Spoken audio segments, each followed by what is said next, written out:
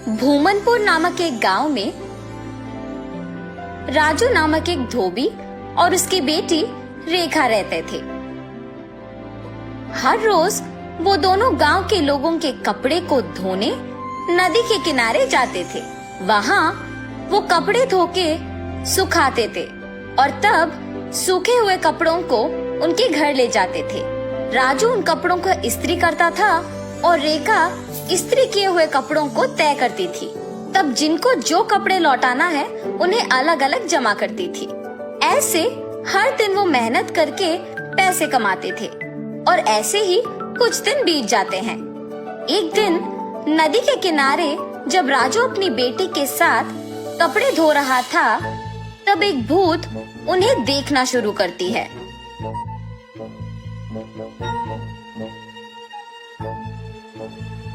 न जाने मैं कब ऐसे कपड़े पहनूंगी। ऐसे उन कपड़ों के पास जाकर उन्हें पकड़ने की कोशिश करती है, लेकिन उन्हें पकड़ नहीं पाती है।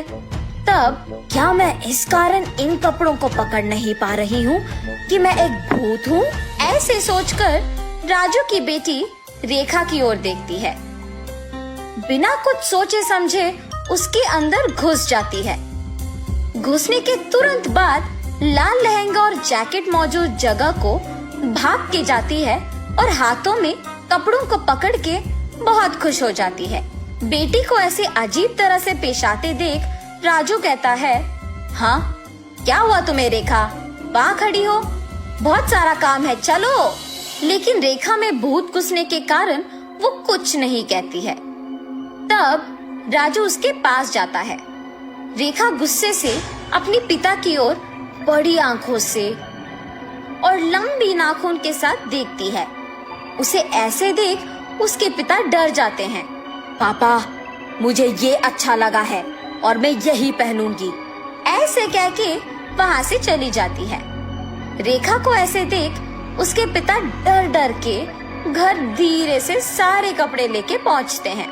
तब तक रेखा वहाँ उसको जो कपड़े पसंद आए वो सारे पहन के तैयार होती है। अपने आप को वो सुंदर कपड़े पहने हुए आईने में देख बहुत खुश हो जाती है। हम सबको वो दिखने में रेखा थी, मगर उसको उसकी असली रूप एक भूत के ही रूप में दिखती थी। और ऐसे ही हर रोज आए हुए कपड़ों में अपने पसंदीदा कपड़े चुनकर उन्हें पहन के तैयार होके अपने आप को आईने में देख खुश होती थी। दिन प्रतिदिन उसका तैयार होने की चाहत बढ़ती जाती है। राक्षस की तरह अपनी बेटी का व्यवहार देख राजू परेशान होता था, मगर अपनी बेटी की सच्चाई को किसी से कह भी नहीं पाता था, और अगर कहा भी तो वो ये सोच के डर जाता था कि उसका नतीजा क्या होगा। एक दिन जब गांव के जमींदार राजू को धोने के लिए कपड़े लेने के लिए बुलाते हैं, तो राजू वहाँ जाता है।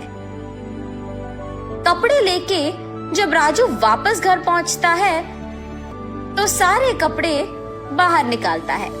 तब रेखा उन कपड़ों के पास आके उसमें पीली रंग लहंगा और लाल जैकेट लेके वहाँ से चली जाती है। जब राजू को कपड़े लौटाने का समय आया तो वो देखता है कि उसमें पीली लहंगा और लाल जैकेट नहीं है। तब वो सोचता है कि जरूर ये रेखा के ही पास होगा। रेखा के कमरे में जाके देखने पर वो उन्हीं कपड़ों में तैयार होके आईने के सामने खड़े होके अपने आप को देखते ही रहती है। आईने में भूत का डरावना चेहरा देख राजू डर के मारे चिल्लाता है, हाँ? तुम यहाँ क्या कर रहे हो? राजू उसके ऐसे पूछने पर कांपते हुए कहता है, अम्मा, आपने जो कपड़े पहना है वो जमींदार के बेटी की है। इनको आज उन्हें लौटा देना है, कृपया उन कपड़ों को दे दो। हाँ? क्या? कपड़े? बिल्कुल नहीं दूंगी, जाओ यहाँ से। ऐसे कपड़े उनके पास बहुत होंगी, अगर आप अभी इन कपड़ों को वापस कर देंगे तो और भी कपड़े लेके आऊंगा। अब अगर मैं इन कपड़ों को नहीं लौटाऊंगा तो मेरा व्यापार नहीं चलेगा। मैं हाथ जोड़ के विनती करता हूँ, वापस कर दो, तुम मेरी बेटी नहीं हो। हा हा हा, सही पहचाना। हाँ, मैं तुम्हारी बेटी नहीं हूँ। ऐसी और कपड़े हैं? हाँ, बहुत सारे। तो फिर इन कपड़ों की मुझे क्या जरूरत? ऐसे कहकर उन कपड़ों को वहां छोड़ के हवा में उड़ के गायब हो जाती है। ये जान के जमींदार की बेटी के पास बहुत सारे कपड़े हैं, वो सीधा उनके ही घर पहुंच जाती है। अच्छे कपड़ों के लिए सारे कमरे छान मारती है। उस घर में मौजूद जमींदार के परिवार वासियों को राजू की बेटी का व्यवहार कुछ समझ में नहीं आता है। जमींदार की बेटी अपने पिता को बुला के कहती है, पापा पापा, राजू की बेटी रेखा बहुत अजीब तरह से पेश आ रही है। ऐसे कहते ही वो वहाँ जाकर कहता है, ए लड़की, क्या कर रही हो? पागल हो गई हो क्या? जमींदार के ऐसे कहने पर क्रोधित होके रेखा जोर से चिल्लाते हुए अलमारी को उठा के उन पर फेंक देती है।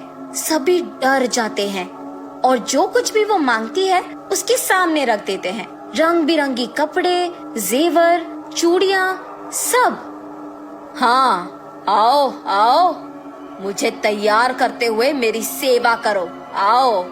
सभी डर के मारे उसके आदेश का पालन करते हैं। उसे तैयार करके उसके सामने ही एक बड़ा आईना भी रखते हैं और सभी उसके पास नीचे बैठ जाते हैं। तभी उसके पिता राजू कपड़ों के साथ जमींदार के घर पहुंचता है। राजू को देख जमींदार गुस्सा होके उस पे चिल्लाने लगता है। वो देख रेखा उसकी शक्तियों का उपयोग करके जमींदार को नीचे गिराती है। क्रोध में पागल होकर सारा सामान जोर जोर से नीचे गिराती रहती है। वहाँ मौजूद सभी को एकदम डरा देती है। एक स्वामी जी ये सब नहीं देख पाते हैं और जमींदार के घर पहुँच जाते हैं। सीधा रेखा के पास जाकर उस पे गंगा जल डालते हैं। कुछ मंत्रों का प्रयोग करके रेखा से उस भूत को बाहर लाके उसे एक बोतल में बंद कर देते हैं। भगवान के रूप में आकर आपने मेरी बेटी को बचाया। उस स्वामी जी का धन्यवाद करके जमींदार से भी माफी मांगकर वहाँ से चले जाता है।